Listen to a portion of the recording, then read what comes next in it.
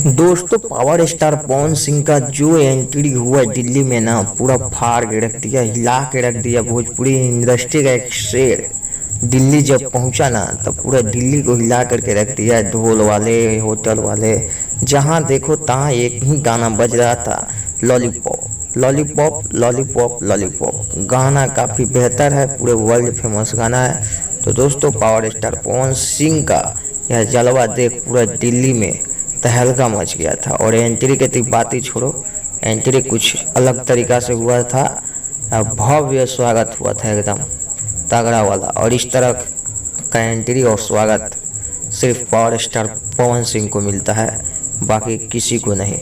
भोजपुरी में और भी कलाकार है, सबको मिलता है, लेकिन सबसे ज़्यादा बेहतरीन एंट्री और भव्य स्वागत होता है पावर स्टार पवन सिंह का। तो सल्यूट है पावर स्टार पवन सिंह को। आप किसका फैन है बताइएगा।